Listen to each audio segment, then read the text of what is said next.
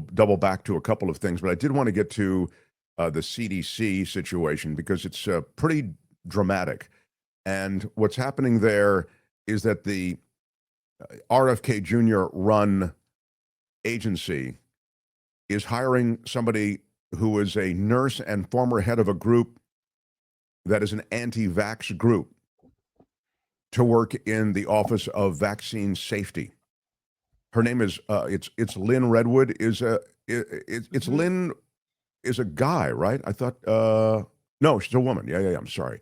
She's joining the CDC office responsible for overseeing most of the agency's work and most of the agency's data to probe potential safety risks from vaccines, including databases used by health officials to collect and analyze reports from public and private healthcare systems. So you have somebody sifting through and in charge of sifting through all of the data who has a decidedly biased opinion of all that data and really will reverse engineer that data probably toward a very severe anti-vax kind of approach.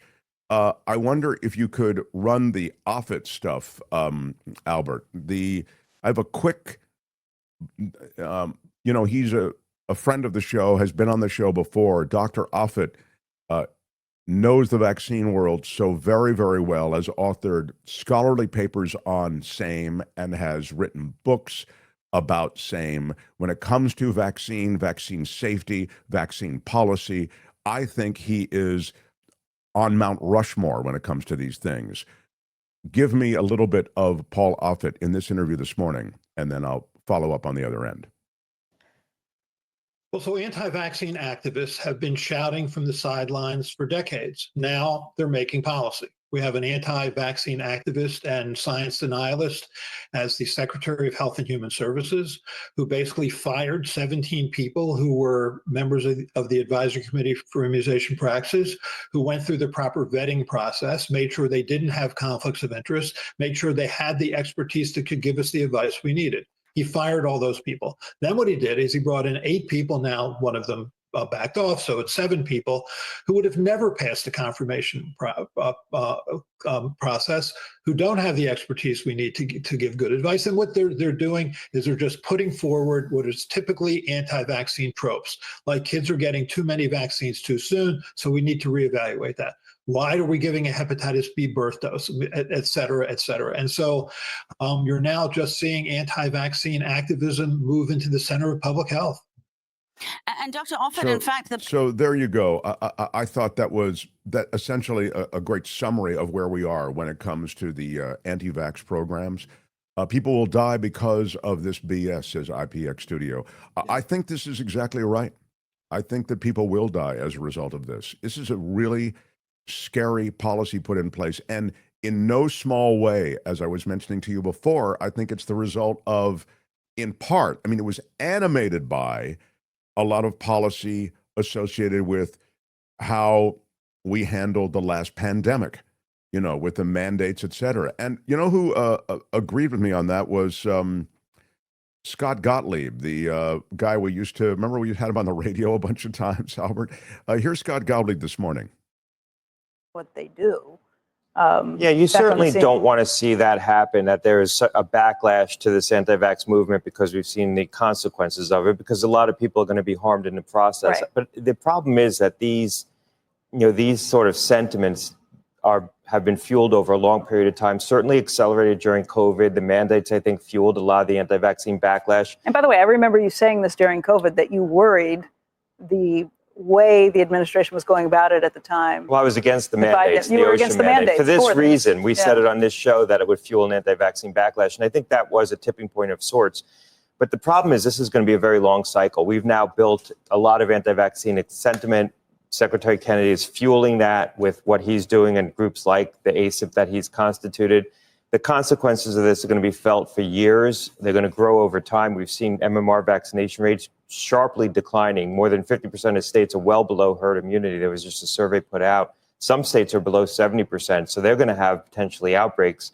So you are setting up a lot of risk for the future. And I think outbreaks for what? Measles. Measles. That's the one we worry about the most because it's so contagious and vaccination rates are falling. You don't want to see a situation where we learn our lessons from what's happening right now in 5 years as a result of outbreaks where kids were harmed. I hope that's not the case. So that really sets the table for where we are. And to follow up on that, changes at the CDC and the future at the CDC, as well as history, mistakes made at the CDC. I mean, it's reasonable to say that even that great collection of scientists and doctors are capable of making mistakes, both on approval and on policy.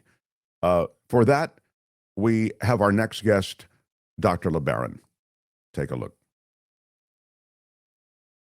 The Mark Thompson Show. We are very, very excited. As you might imagine, we have an actual professional MD in the house who is someone who is quite impressive when you look at what this guy has done. I mean, I'm anxious to talk about changes at the CDC, and the guest that you're about to meet knows the CDC backwards and forwards. Dr. Charles LeBaron. He's worked as a medical epidemiologist at the CDC for more than 28 years. And while there, he was the author of more than 50 scientific studies published in peer-reviewed journals, including first or senior author papers in the New England Journal of Medicine, the Journal of the American Medical Association. He was the co-recipient of the CDC's Charles C. Shepard Science Award for the best scientific manuscript published by the CDC. Captain in the Commissioned Corps of the United States Public Health Service. He got the Meritorious Service Medal, as well as more than 10 other individual and unit commendation awards, a graduate of Princeton and Harvard Medical School. He is board certified in both internal medicine and pediatrics. It's like reading my resume when I talk about all he has done. How about it for the great Charles LeBaron, everyone? Doctor, nice to meet you, and thank you for joining us. Well, thank you for having me. I barely recognize myself. I have to give that recitation. But I live up to this person you've introduced. Yeah. Your book, Greed to Do Good, you kind of lay bare the worst of the dysfunctional system of medicine that we have, but also you point to things that work in our system. And you also point to ways in which the dysfunctional medical establishment and system can be improved. And it's against the backdrop of the changes at the CDC that I was particularly interested in speaking with you. I mean, you're someone who, while obviously you spent these decades at the Centers for Disease Control, you've also been critical of the Centers for Disease Control. And that is something that predated, I think, even the RFK Jr. and now, very much in vogue to talk about the changes there. I wonder if you can give us some sense of your take on the CDC before RFK Jr. and now that those who are sort of in the orbit of RFK Jr. are now in control of the Centers for Disease Control. Yeah, it is sort of interesting because the book is very, very critical of CDC, but most of my current activities are defending it.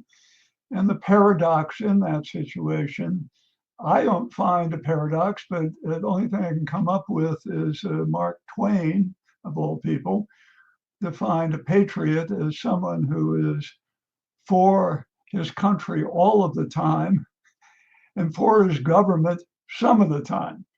And I am a great believer in CDC as our primary defense against the pathogens that are trying to get to us. But that doesn't mean that it's infallible. And in some cases, it's made some pretty dire mistakes. And in the case of opioids, in my view, it initially made some pretty bad mistakes. And I wrote a book about it. In terms of the current situation, I feel that the institution itself is under attack. And it's, in a sense, a person, say a Marine Corps person who fought and complains a lot about how the battle was fought. But then if someone tries to say we need to disassemble the Marine Corps, it would come to to its defense. And that's basically my situation. I think the CDC is under attack as an entity and very much needs to be defended. However, its actions need to be put under the same microscope that you would under any other governmental agency. And that's why I did my book. But its defense as an institution is what I'm doing now. Yeah, I think that's really what makes you such an interesting person to speak with, because you have been critical. You've been openly critical about mistakes made, and you wrote a book, as you say, Greed to Do Good. And now you're defending the I guess the dismantling in some ways of the CDC. I mean, I thought always, and please, you can give me some coherence on this. I always thought the CDC was where some of the great medical scientists all had an opportunity to improve the science they were working on, to share a lot of the research that they had been doing, and to move medical science forward. Isn't that the idea behind the institution? Well, that's certainly the idea. And furthermore, to put all those advances to use. We're very much, in its ideal state at least, institution that's supposed to not just think great thoughts, but see if the great thoughts can benefit anybody. And in the ultimate test is, did more people come out ahead or come out behind? And in a sense, in the book, and as well as in the critique that I give to the current situation, is people often are seduced by their own theories, and the outcomes they become in a sense oblivious to the outcomes. And I think that was the case with opioids, which is the subject of the book, and I'm very critical of how CDC proceeded. Let's spend a second on that, not to interrupt you, but let's just spend a second on that, and then we'll get to vaccines and what's going on there now, and tell me how it's changing. Good. So you were critical of the CDC around opioids. Why and how? Well, the story of opioids is often the story throughout history, but very much in the case of CDC and public health, of good intentions go wrong. And to just drop back for 30 years, back in the late 1990s and the early 2000s, there was a feeling that pain was undertreated. And that was, I think, true. However, a number of manufacturers of opioids saw that as a profit-making enterprise. And we ended up with massive overuse of opioids in that era, to the extent to which, as an example, for operations for which folks in Europe would get afterwards, about 5% of them would get opioids. In the United States, 80% would get opioids. Matter of fact, post-op, in certain cases, people who didn't even have pain were getting opioids.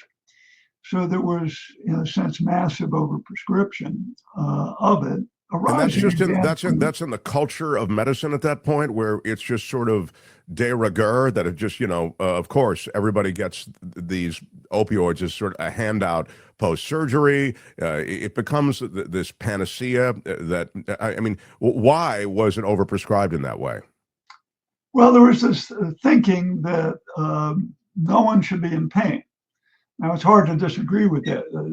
Hard to say, yeah, you should be in pain, but pain is nature gave us pain in order to give us warnings about things. And without pain, actually, people who have conditions of the nerves in which they don't have pain are very serious problems. That's number one. Number two, pain is a little bit like sorrow. If you're not experiencing it, you're not experiencing life. However, the notion that anybody should be in pain was a seductive notion. And it turned out for certain companies a very profitable notion. So it became this sort of synergistic thing between an ethical notion people shouldn't be in pain and a profitable notion that we can give people opioids. The difficulty is opioids are not risk-free. They're actually quite risky drugs. There are very few drugs that have this what we call in medicine a narrow therapeutic window, which means that there's only a certain interval in which you can give the medication with a relatively minimal chance of adverse effects. Once you go over that, you end up with a whole bunch of problems, not the least of which is addiction and overdose and so forth. Given that situation, needless to say, overdoses increased as the number of prescriptions increased. And finally, at CDC, which is supposed to work on epidemics, they said, this is an epidemic. We're having an epidemic of opioid overdoses. And they came up with very stringent prescription guidelines. So it was a good impulse.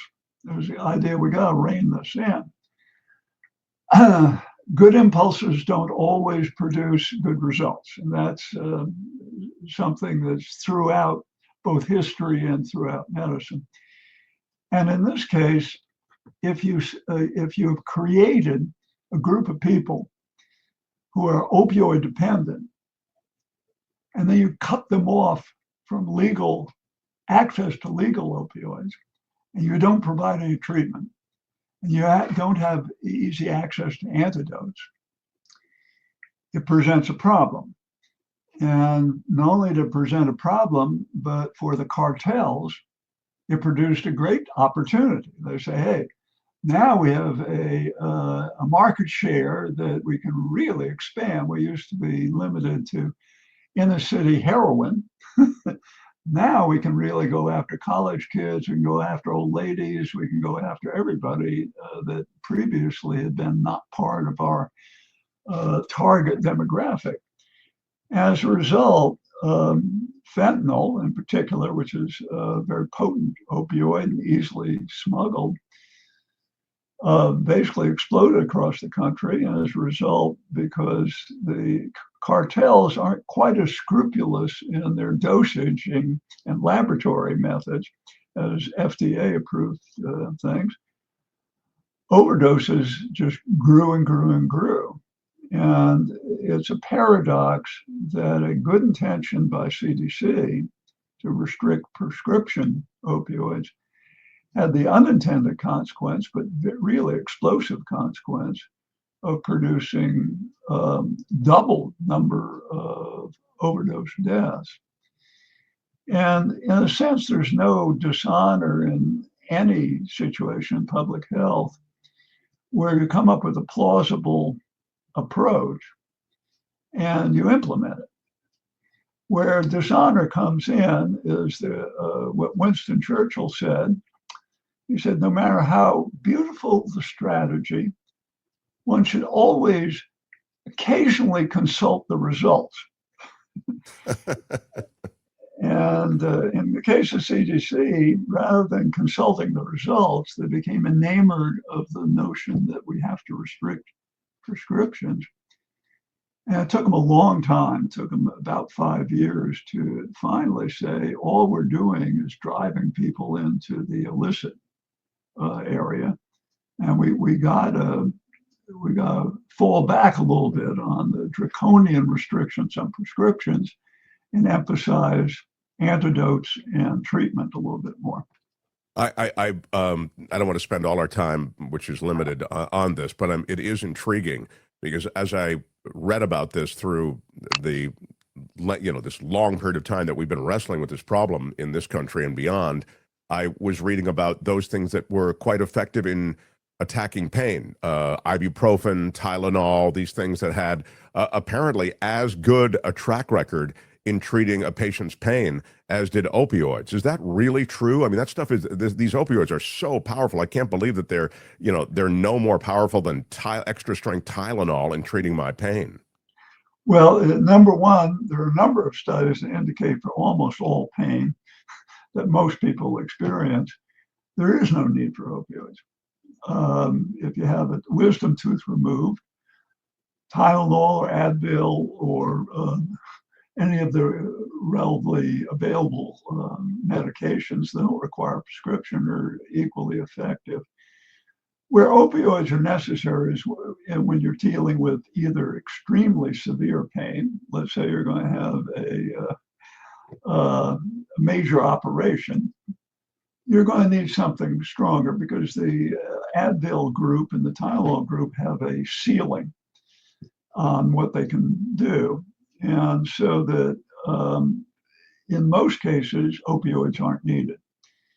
But in the case of the early 2000s and all the way into the 2010s, they were much overprescribed for conditions for which, exactly as you're saying, normal over-the-counter medications work fine. So now I hate to pivot. I mean, it's there in the book, Greed to Do Good, the untold story of the CDC's disastrous war on opioids. So here you are, critical of the CDC, and now you're closing ranks with the CDC to defend the CDC against some of the most recent criticism. The recent criticism that I'm aware of comes from RFK Jr., the anti-vax community, and the idea somehow that the CDC is dispensing a poison, I'll just put it that way, that has ill effects and disastrous effects potentially on the American population, and they want to dismantle that thing that has produced that. Can you speak to that characterization? Well, I can certainly speak to that characterization because I disagree with it entirely. The paradox on opioids, incidentally, is that the CDC finally got its act together on that. And as a result, in the past year, in 2024, and actually in a part of 2023, for the first time in 33 years, there was a reduction in the number of overdose deaths. And it was a fairly dramatic more than one quarter of the number of deaths were reduced. And that was the result of changing CDC strategy on this issue? It's a complicated issue, and I don't want to attribute all sorts of miraculous actions to CDC, but I will say that there were at least a couple of things that were done which had major effects on that. One is CDC relaxed its prescription limitations. And two, what was very important is a mass distribution of the antidote. Now, if you have a mass poisoning, which we really had, 100,000 deaths a year, which is 1 million deaths since the year 2000, and a projected more than 1 million deaths in the upcoming decade. If you're running 100,000 deaths a year, it's not tough to get to a million deaths in less than a decade, particularly if the rate is going higher and higher. And if you have a mass poisoning, what would be the first thing you'd say?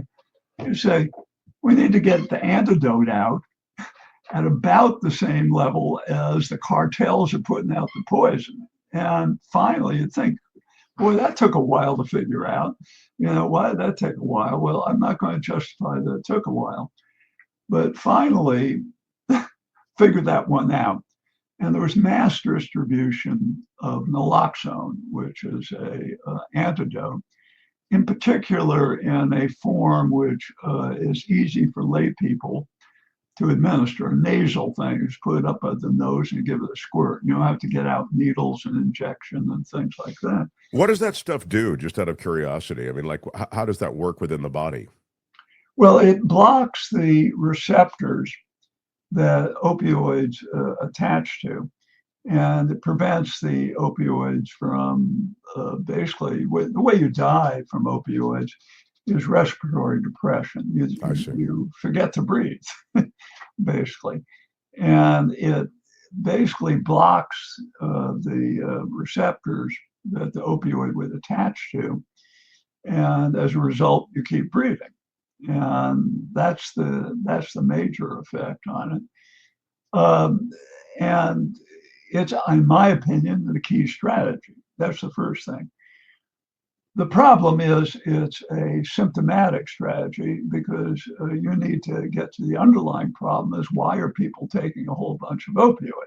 And I would say that's been emphasized, but not sufficiently. And because it's considerably more expensive to go after that, a dose of naloxone costs $25 and works in 10 seconds. I mean, there's almost nothing in public health or medicine which corresponds to saving a life for $25 in 10 seconds by a lay person. It's hard to get better than that. However, getting somebody into ongoing treatment is a much more complicated issue. It's behavioral issues or a whole bunch of associated things. The irony is CDC, the Division of Overdose Prevention, right at the moment in which it finally got its act together, figured it out, and is now actually having legit success, they want to abolish it. Wow. Now, they're the only people who monitor the what's going on with opioids and opioid overdoses. This is a new recommendation with the new regime that's come in at the CDC. Yes, it's on. As a matter of fact, it's on the table in the sense that the administration's new budget proposes to eliminate the Division of Overdose Prevention. And is that a budgetary thing? They're trying to save money, or what's the justification for that? Well, justification is twofold. One is that RFK Jr. feels that it's ineffective. He has his own views, just as he has views on, he's a recovering opioid, openly recovering. So people had actually a fair amount of hopes because it felt that he'd bring at least some empathy and to the situation and commitment to the situation.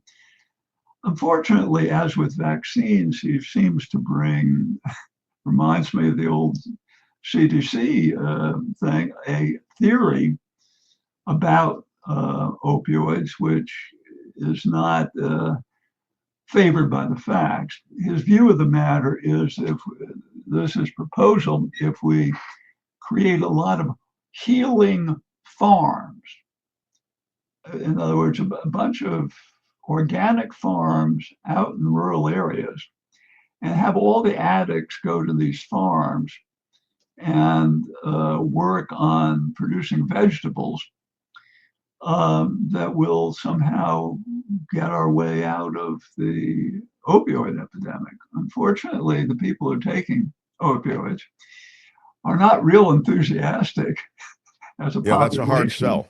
That's a hard sell. Yeah. So there's nothing wrong with if somebody does want to go to a farm and have organic vegetables. I applaud it. Sure. As it might change the rhythm of their life a little bit, though, to the point that they can't make it happen. I want to ask you about the other things that are going on at the CDC. We can't address all of them. The vax and anti-vax movements have probably taken most of the media oxygen around the CDC and RFK Jr. Maybe you can address that, and also just the inner workings of the place itself, meaning, as I say, I thought it was a magnet for great medical minds on some level, even international medical minds. Maybe you can speak to that in our last couple of minutes as well.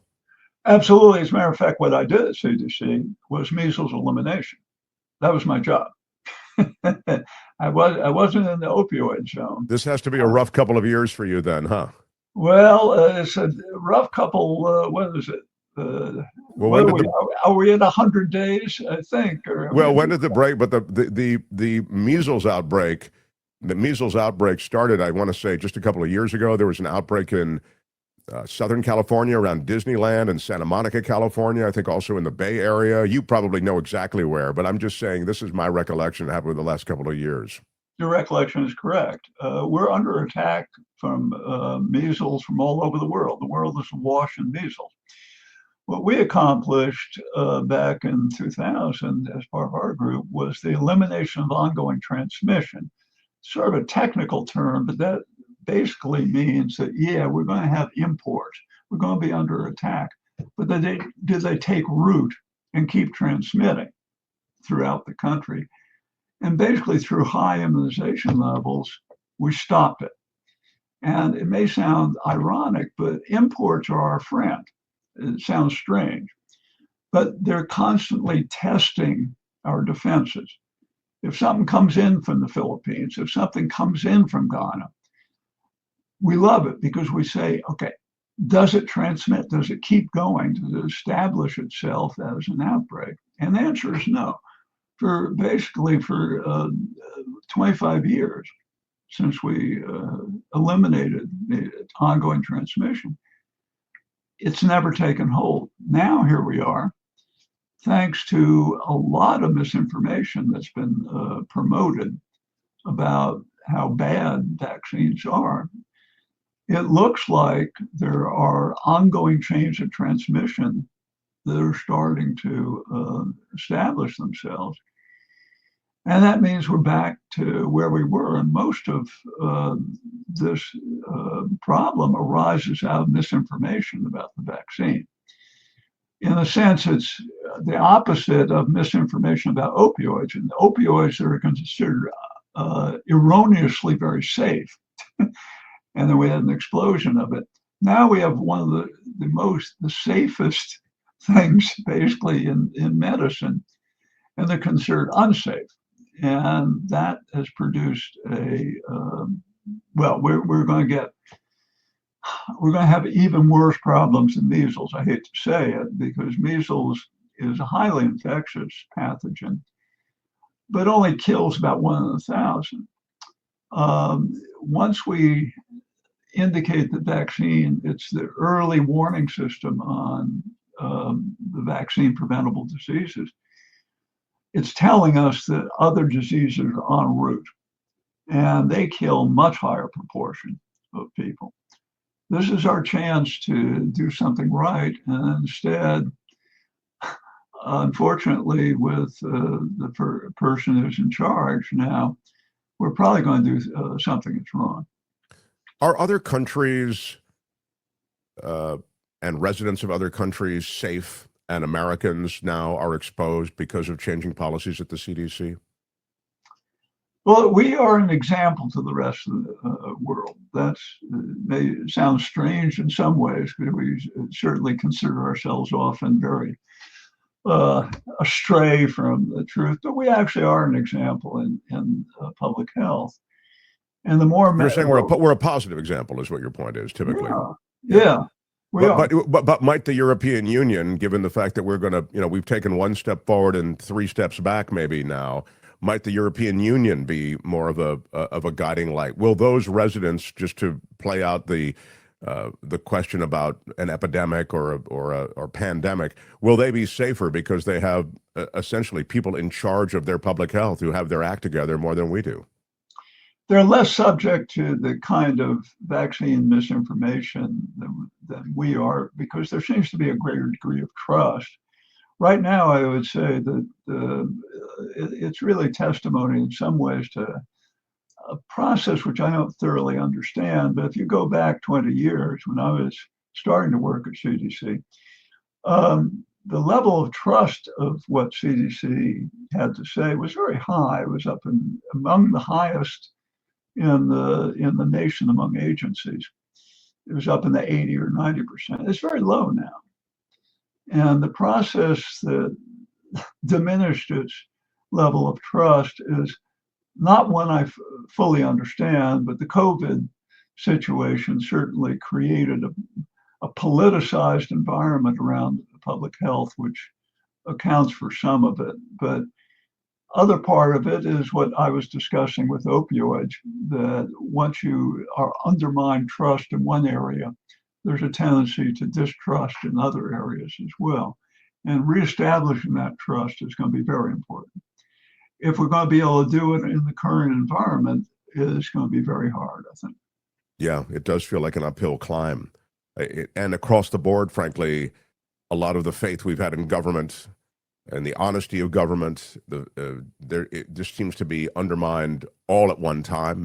This erosion in faith may have taken place over the years, but there is a giant step that we've taken toward skepticism about what we're hearing from government. And so that spills over to the CDC. And as you say, this disinformation, the questions about vaccine, the misinformation. I see, even on our platform, YouTube, I saw all through the pandemic, all of these different claims, that masqueraded as science, and then you'd see scientists having to knock them down. Those were compelling videos also, where they, almost point by point, the realities and truths about science are brought to light.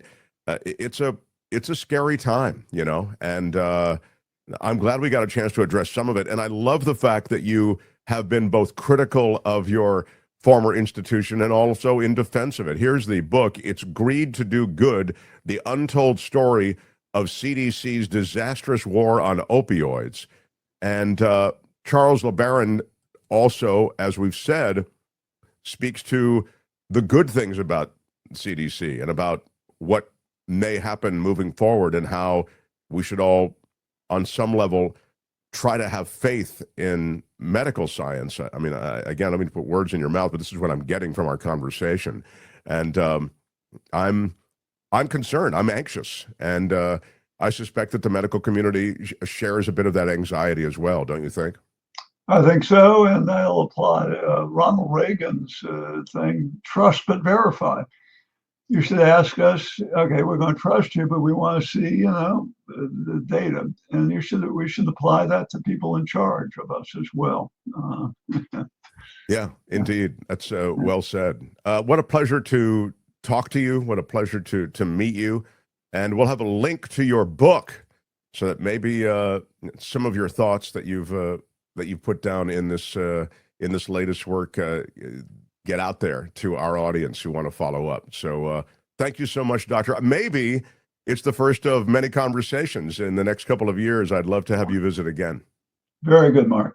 All right. Good All the talking to best, you. my friend. Yeah. Hi, it's Mark, and I thought that was great. Hit the notification bell. You'll know whenever there's a new video being dropped, and please subscribe to our channel to help us save the universe.